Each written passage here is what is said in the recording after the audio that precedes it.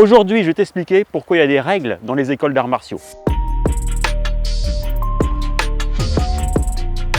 Historiquement, dans toutes les écoles d'arts martiaux, il y a toujours eu des règles. On parle de combat, on parle de discipline. Le combat et la discipline, ça va forcément de pair. Il faut mettre des règles en place pour que ça ne déborde pas et qu'il n'y ait pas d'incident. Les personnes qui ne sont pas sensibilisées à la culture martiale, c'est-à-dire les nouveaux en somme, ne comprennent pas forcément qu'il y ait des règles et ne comprennent pas forcément l'intérêt des règles. Avant que je t'explique les règles mises en place dans les écoles de Wing Chun Defense System, dis-moi en commentaire si pour toi c'est important de mettre en place des règles.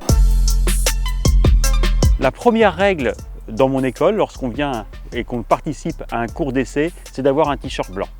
Pour moi, c'est important de venir avec un t-shirt blanc et de faire cet effort, tout simplement parce que déjà, je repère de loin les nouveaux, ceux qui arrivent avec des t-shirts blancs que je ne connais pas. Je sais que c'est des nouveaux, je peux aller les voir, leur demander, leur poser des questions et puis les inviter à rentrer, à venir sur le tatami par exemple. Ça veut dire qu'ils commencent à faire partie du groupe, puisque lorsqu'on arrive et que l'on est nouveau dans le Wing Chun, Wing Tsun, on a un t-shirt blanc. Les 5 premiers degrés, c'est t-shirt blanc, donc c'est important pour eux de s'inscrire dans une démarche de progression et de venir avec leur t-shirt blanc. C'est également important pour moi qu'ils fassent un effort, c'est-à-dire que je les invite à faire un cours d'essai, c'est-à-dire qu'ils vont venir faire un cours d'essai qui est gratuit. En échange, ce que je leur demande, c'est d'avoir un t-shirt blanc. Faire ce premier effort, c'est faire un premier pas vers la discipline martiale. Petit aparté sur ce qu'est la discipline martiale. C'est s'entraîner régulièrement, répéter ses techniques et peaufiner son art. Il faut savoir que les arts martiaux, les sports de combat, c'est quelque chose qui peut être dangereux. Potentiellement, c'est plus dangereux que d'autres sports en règle générale. Parce qu'on donne des coups, parce qu'il va y avoir des percussions, des amenées au sol, des contrôles au sol, etc. Donc ça signifie aussi qu'il faut que les pratiquants soient capables de suivre des instructions précises. Parce que s'ils ne suivent pas les instructions de l'instructeur, il peut y avoir des blessures par exemple. La couleur des t-shirts, ça sert à donner une graduation dans l'enseignement, c'est-à-dire que grâce à la couleur des t-shirts, tu sais où tu en es. Par exemple, t-shirt blanc, c'est jusqu'au 5e, c'est élève débutant. Ensuite, élève intermédiaire, c'est t-shirt gris, jusqu'au 9e degré. 9e degré, c'est élève avancé, c'est t-shirt noir. Donc déjà, tu sais que si tu vois un t-shirt noir, tu vas pouvoir lui poser des questions en cours si le sifu n'est pas disponible ou si les signes techniciens ne sont pas disponibles. Et t-shirt noir avec des écritures rouges ou un symbole rouge, c'est technicien. S'il y a des épaulettes rouges, c'est sifu, c'est-à-dire que c'est un sifu qui a été promu, un technicien qui a été promu sifu. Et t-shirt rouge, complètement rouge, là c'est un praticien, 5e praticien, et c'est également un sifu. Comme tu peux le constater, la hiérarchie sert l'enseignement. Et c'est pour ça que c'est important d'avoir des cours mixtes où il y a tous les niveaux, puisque les plus anciens peuvent aider les plus nouveaux à progresser. Et chacun s'aide. Et également, les anciens vont apprendre des nouveaux parce qu'ils vont leur poser des questions qui ne se sont pas posées eux-mêmes. Et ce qui vont leur permettre d'affiner leur pédagogie et d'affiner aussi leur technique. Je vais t'expliquer pourquoi tu ne dois pas être dans cette position. Alors, lors des cours, souvent les premiers cours, j'ai des élèves qui se mettent comme ceci. Et je leur dis, pendant le cours, je leur dis décroise tes bras et je t'expliquerai après pourquoi. Donc après, souvent après le cours, on s'arrête et les gens viennent me revoir et disent « Ah, c'est fou, pourquoi on ne doit pas se mettre les bras croisés et qu'est-ce que c'est Est-ce que tu peux nous expliquer ?» Pour répondre à cette question, petit extrait du film avec Bruce Lee, La fureur de vaincre.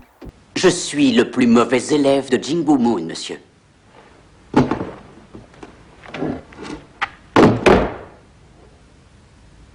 Alors je voudrais essayer la boxe japonaise pour voir ce que c'est.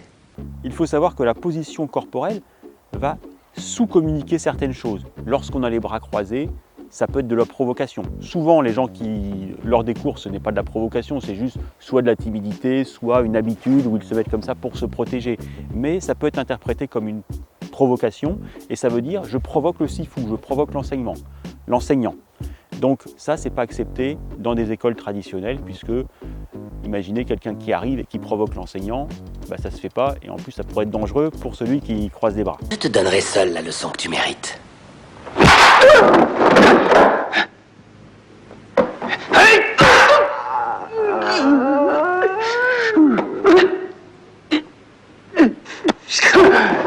Autre position, les bras sur les hanches de cette manière-là. Ça sous-communique que tu te moques de la personne qui est en train d'expliquer, que tu te moques de l'enseignement, que tu te moques de ce qui t'est présenté. Donc ça, c'est aussi à bannir.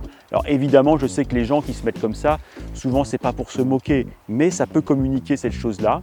Et évidemment, dans une école traditionnelle d'arts martiaux, ce n'est pas accepté. Maintenant, la question que tu peux te poser, c'est comment je dois me positionner, puisque si je me mets les bras croisés, on va me dire qu'il ne faut pas le faire. Si je me mets les bras sur les hanches, on va me dire qu'il ne faut pas le faire. Si je commence à m'adosser contre un mur, on va me dire, bah non, dans une école d'arts martiaux, un kun, un dojo, on ne se met pas contre le mur peut tenir tout seul. Qu'est-ce que je peux faire? Bah, c'est simple, tu peux te mettre comme ceci, ça c'est une très bonne position. Et d'ailleurs, on connaît les anciens de l'EWTO ou du Wing Chun, parce qu'ils sont tous comme ça quand ils écoutent. Nous on se mettait comme ceci. Tu peux aussi avoir les bras comme ça derrière le dos, ou tout simplement te tenir droit et écouter normalement. C'est important de mettre le grade ou la distinction du sifu ou du seeing lorsque tu l'appelles, parce que c'est une reconnaissance.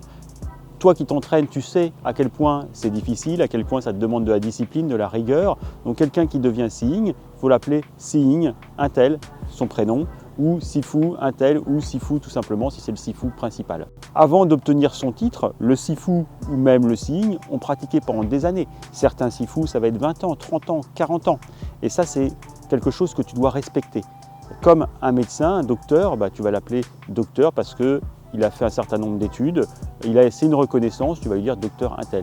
Un sifu, c'est pareil, tu dois en fait quand tu l'appelles te dire ah bah oui, c'est quelqu'un qui dans cette discipline a une expertise, je reconnais cette expertise, je reconnais la difficulté, je sais que ça a pu mettre 10 ans, 30 ans, peut-être 40 ans ou même plus pour qu'il soit devenu cet expert que je connais à présent, et je respecte cette chose-là. C'est la raison pour laquelle je vais l'appeler sifu. Et même un seeing qui est un instructeur, un assistant, eh bien lui aussi, il a pratiqué depuis plus longtemps, des fois depuis 5, 10 ans ou même plus. Et c'est important de lui montrer que tu reconnais sa pratique, que tu reconnais les efforts qu'il a fait. Au-delà de ça, c'est également un moyen de te dire moi aussi je veux devenir un jour un sifu, je veux devenir un jour un seeing, et ça te donne un objectif. Par rapport au groupe, le fait d'appeler certains seeing ou sifu, ça dit à tout le monde voilà, c'est à lui qu'il faut s'adresser lorsqu'on a des questions. C'est lui qui nous dispense l'enseignement.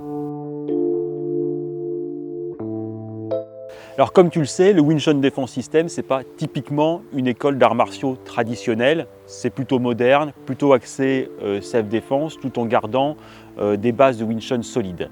Ceci dit, on pourrait se demander pourquoi garder ces règles-là. On pourrait dire OSEF, nous, c'est moderne, on enlève tout ça, la couleur des t-shirts, les positions et tout. Alors il y a deux raisons. Les t-shirts, je trouve que c'est bien de pouvoir savoir qui en est où, que toi-même tu saches que tu as telle couleur de t-shirt, que ça te donne un objectif. Quand tu es blanc, tu veux devenir gris, quand tu es gris, tu veux devenir noir, quand tu es noir, tu veux devenir technicien, quand tu es technicien, tu veux devenir sifu. Je trouve que c'est important de pouvoir se positionner et d'avoir des objectifs clairs. C'est également important que les autres sachent où tu en es, ils savent à qui poser des questions, qui est à peu près de leur niveau, avec qui se mesurer, donc je trouve que c'est quelque chose d'important. Pour les règles et la posture. La raison pour laquelle je les ai gardées, d'une part, je trouve que c'est bien de garder une certaine posture lorsque l'on est dans un environnement martial où on doit écouter les instructions et donc ne pas partir en vrille et faire n'importe quoi, parce que n'importe quoi, ça peut être synonyme de blessure, mais également parce que ça t'oblige à rester conscient de toi-même, de ta posture, donc de la façon dont tu te tiens. Donc c'est important. Dans la vie, on n'est pas souvent conscient de sa posture. C'est pour ça qu'il y a des gens qui sont tordus, des gens qui se baladent dans des positions assez improbables. Donc c'est important d'être conscient de sa posture. Et également, le fait d'être conscient de ta posture va te rendre conscient de ton environnement. Lorsque tu es conscient de toi, tu es aussi conscient de ton environnement. Si tu es conscient de ton environnement, quand tu te balades, tu vas pouvoir remarquer la posture des gens qui t'entourent. Remarquer la posture des gens qui t'entourent, c'est aussi remarquer dans quel état d'esprit ils sont. Tu vas pouvoir remarquer par exemple des gens qui pourraient être susceptibles de t'agresser, des gens qui pourraient être susceptibles d'avoir un comportement un peu déviant et qui pourraient faire des choses pas trop recommandables. Dernièrement, j'ai un élève qui m'a dit qu'il sortait avec des amis, après le restaurant, il a vu le comportement de quelqu'un qui était proche du groupe et il s'avère que c'était un pickpocket et qu'il a pu lui signifier par le regard qu'il l'avait repéré. Et pourquoi? Il m'a dit que c'était justement parce que avec la pratique, il était devenu plus conscient. Les autres du groupe, ses collaborateurs ou ses amis, je ne sais pas, n'avaient pas remarqué cette personne-là. Lui était le seul à l'avoir remarqué. Ça m'intéresserait que tu me dises en commentaire si toi aussi dans ton école il y a des règles, dans ton école d'arts martiaux, dans ton Kun, il y a des règles et à quoi elles servent. Ça pourrait peut-être me donner des idées.